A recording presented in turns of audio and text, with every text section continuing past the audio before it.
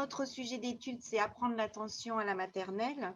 Donc, il s'agit d'un projet que nous menons depuis 2 ans avec une véritable vraiment entrée avec des outils à tester en classe depuis cette année.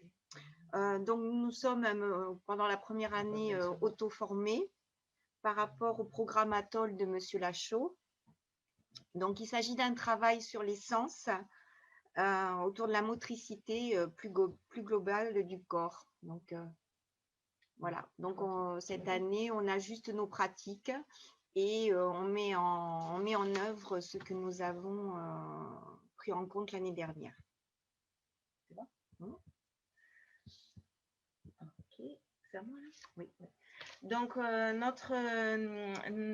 on va vous présenter un petit peu les modalités de tout ce qu'on a mis en œuvre. Alors, la première chose, c'est essayer d'apprendre à regarder. Notre postulat, c'était pour mobiliser l'attention, il faut que l'enfant soit en capacité de maîtriser son corps. Je vais enlever le masque pour qu'on me voit mieux.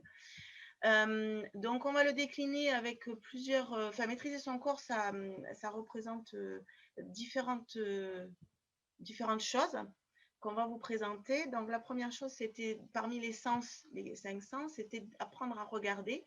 Donc, on a fait pas mal de jeux de discrimination visuelle et puis des jeux de cartes. Là, on voit une photo. C'est un jeu qui provient de la mallette de Apprendre à résister de chez Nathan dont nous a parlé M. Borst ce matin, puisqu'elle a été développée par l'Absidé et donc Olivier Houdet et M. Borst. Donc, apprendre à regarder, ensuite apprendre à écouter. Donc, on a mis en place beaucoup de jeux de mime, de jeux de rythme, de jeux de son, des jeux d'écoute. Donc là, vous avez des photos de jeux de Kim. Les jeux de Kim, c'est il faut reconnaître des suites, des instruments de musique ou des suites rythmiques jouées par des instruments de musique. Donc, soit, là, on me voit à gauche, en haut à gauche le faire, soit c'est les enfants eux-mêmes qui le font et il faut que les autres le trouvent.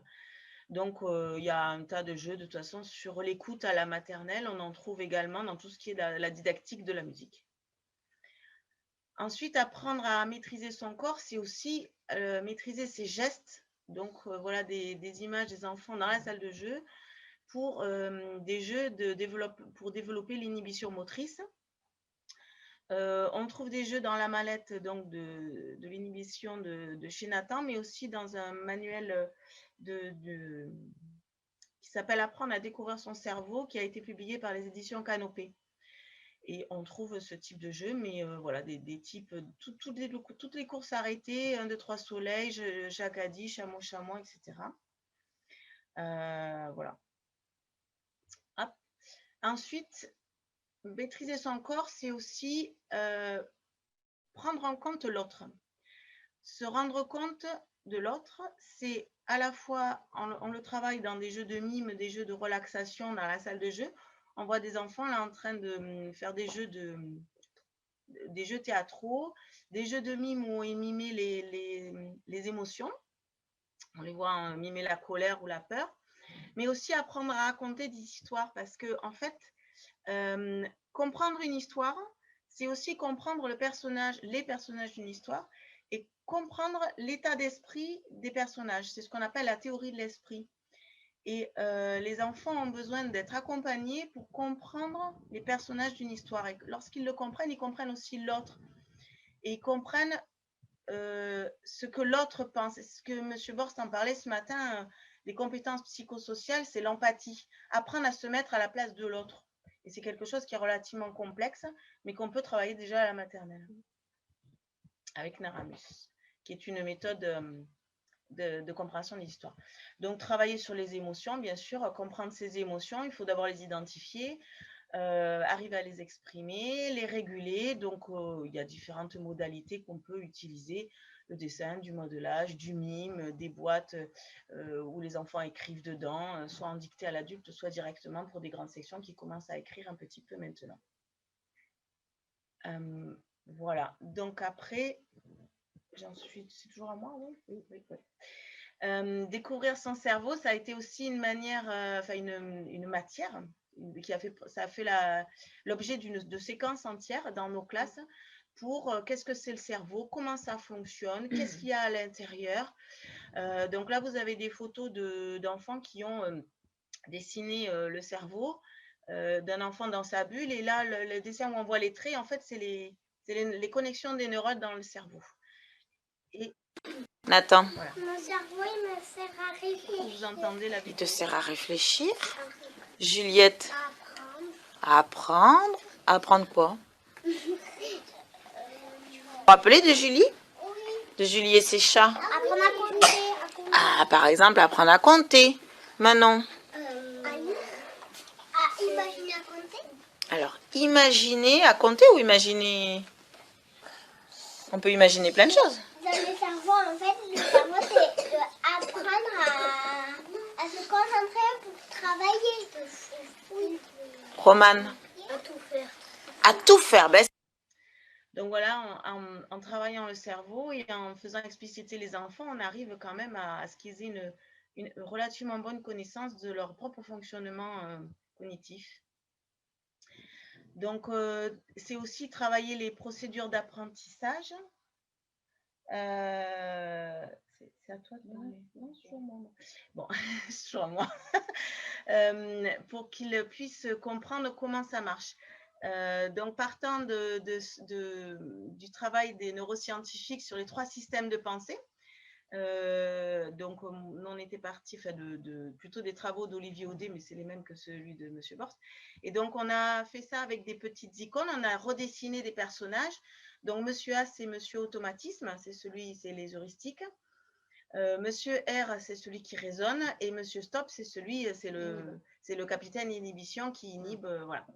Et donc, on travaille avec des jeux, différentes manières, et les enfants sont assez réceptifs et ça marche à peu près bien. Et ils sont capables maintenant d'identifier dans des situations de classe si c'est plutôt des automatismes qu'ils doivent faire, s'ils savent bien le faire, si c'est quelque chose qu'ils maîtrisent bien, ou si il faut faire attention, il faut s'arrêter, il faut faire stop et réfléchir. Bon, ça ne les empêche pas de tomber dans les pièges, évidemment, comme tout le monde et comme tous les adultes ce matin, mais ils commencent à avoir une certaine...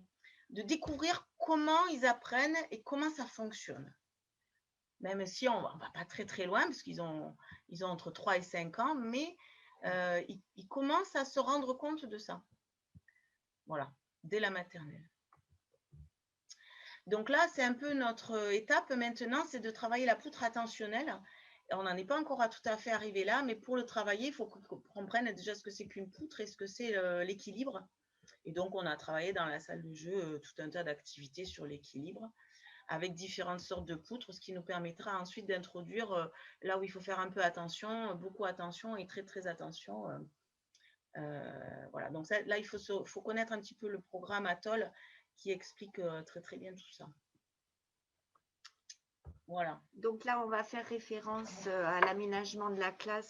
Donc on va reprendre un petit peu les idées du précédent intervenant qui parlait des aménagements de la classe. Donc c'est très important aussi en maternelle de réfléchir à l'organisation de l'espace pour ces espaces dédiés à se recentrer, à déposer un peu cette énergie un peu parfois qui déborde et savoir se poser. Donc on a beaucoup réfléchi aussi à ça et on en tient compte.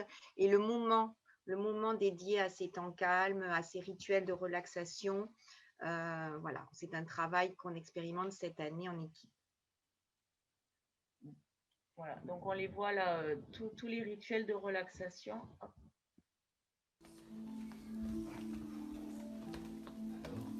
Tu ramènes ton genou gauche près du genou droit et tu allonges tes bras vers l'avant sur le sol. Il n'y a pas grand-chose à entendre. Tu peux sentir le parfum des fleurs qui t'entourent. Une goutte de rosée vient se poser sur ton ventre.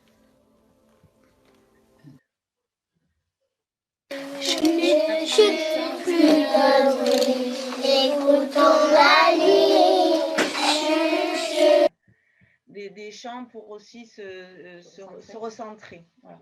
Donc j'ai un peu coupé. Voilà ce qui nous a servi nos outils de référence. Voilà. Donc, du coup, pour la découverte du cerveau, on s'est grandement inspiré. Tu peux revenir en arrière là? Ah oui, c'est ça aussi. Non. Voilà. On s'est inspiré surtout donc d'entraîner le cerveau à résister, dans lequel il y a une séquence sur le cerveau, et également de découvrir le cerveau à l'école. Et donc, c'est vraiment des situations où les enfants sont en train de manipuler. Voilà, c'est pas vraiment du transmissif, hein. Voilà. Et donc, on a ce qui a évolué surtout dans nos pratiques, voilà, c'est les entretiens qu'on a avec les enfants, les entretiens métacognitifs sur comment on apprend, quel est le personnage qui va travailler surtout dans notre cerveau, là, qu'est-ce qu'on mobilise, à quel moment, est-ce que c'est monsieur automatique, est-ce que c'est monsieur raisonnement, voilà, que doit faire monsieur stop. Voilà, nous avons également appris à développer donc, des petites techniques, des rituels pour aider les élèves à se mobiliser selon les moments de la journée. Donc, ça va être un geste, ça va être une comptine, ça va être quelque chose d'un peu plus long si vraiment ils ne sont pas du tout attentifs. On peut amender faire une séance de yoga, par exemple, ou de relaxation. Voilà.